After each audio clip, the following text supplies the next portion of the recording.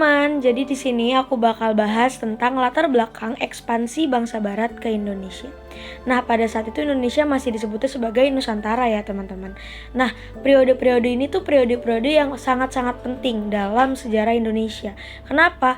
Karena di sini tuh banyak banget dinamika politik, dinamika ekonomi yang terjadi karena adanya penjajahan dari bangsa Barat ke Nusantara.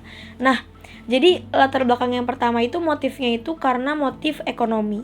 Nah, pastinya bangsa-bangsa Barat ini pertama kali datang ke Indonesia, mereka itu hanya ingin mencari rempah-rempah untuk diperjualbelikan. Tetapi karena seiring berjalannya waktu, mereka merasa seperti bangsa Indonesia ini kurang bisa untuk mengelola sumber daya mereka. Jadi mereka itu merasa mereka itu mempunyai hak untuk mengatur sumber daya alam yang ada di Indonesia. Jadi motif ekonomi ini perlahan merambat kepada motif politik. Jadi muncullah banyak faktor-faktor politik yang juga masuk ke dalam pendudukan bangsa Barat di Indonesia. Nah, dalam bukunya C.R. Boxer yang judulnya tuh Sejarah VOC dalam Perang dan Damai. Nah, di sini tuh menyebutkan kalau Indonesia itu punya kekayaan alam berupa cengkeh, lada, dan juga pala, di mana rempah-rempah ini tuh sangat dibutuhkan oleh bangsa-bangsa Barat tersebut. Makanya ini tuh makin memperkuat motif mereka dalam menduduki Indonesia. Seperti itu, teman-teman.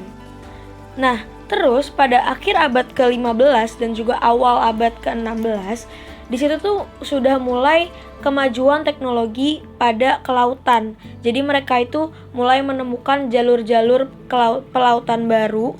Nah, contohnya tuh jalur laut India yang ditemukan oleh Vasco da Gama. Nah, jadi tuh motivasi-motivasi bangsa Barat ini tuh juga muncul karena adanya kemajuan di bidang perlautan, di bidang kelautan. Jadi kayak bidang perairan tuh mereka tuh udah mulai menemukan teknologi-teknologi yang sebelumnya belum ada. Dan juga tadi yang seperti aku sebutkan, kalau misalnya ditemukannya jalur-jalur baru, teman-teman. Jadi kayak mereka tuh makin termotivasi buat pergi ke wilayah Asia Tenggara, terutama Indonesia.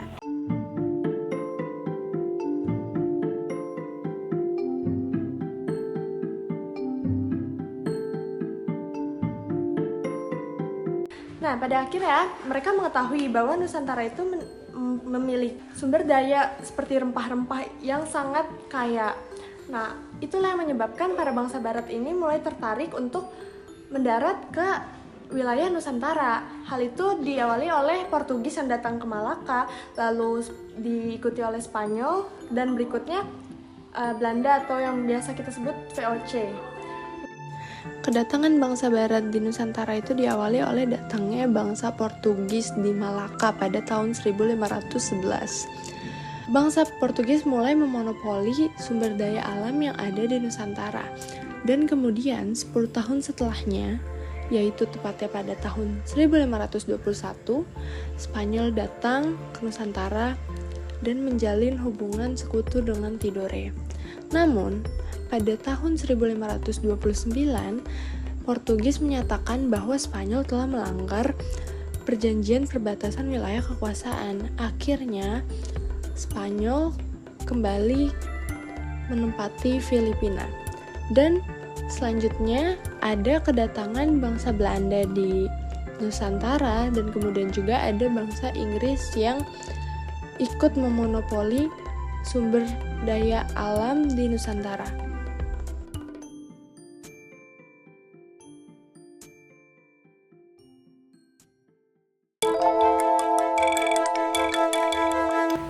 Datangnya bangsa VOC ke Indonesia menimbulkan yang bisa kita bilang perebutan hegemomi antara kekuasaan VOC dan juga kekuasaan Indonesia. Bangsa VOC datang dan mereka itu datang ke Nusantara, mereka membawa yang namanya itu hak oktroy.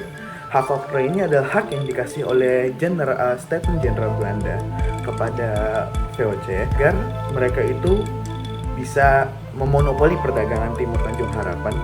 Mereka itu diberi wewenang untuk mengadakan perjanjian atas nama negara Belanda.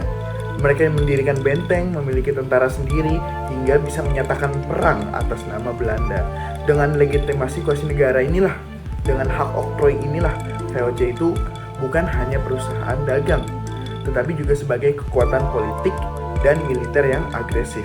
Di sisi yang lain, berdirinya kerajaan-kerajaan Nusantara yang memiliki kedaulatan tradisional dan juga jaringan hubungan perdagangan yang sudah mapan dari dulu ada.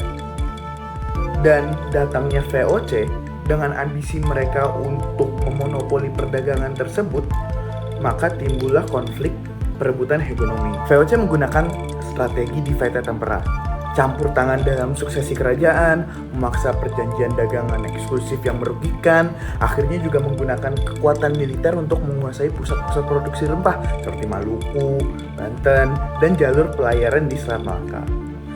Nah, respon penguasa lokal beragam, mulai dari perlawanan frontal seperti yang dilakukan Sultan Agung, Trunojoyo, Sultan Hasanuddin, dan Pattimura, hingga kerjasama yang agak pragmatis beberapa penguasa untuk mempertahankan posisi mereka.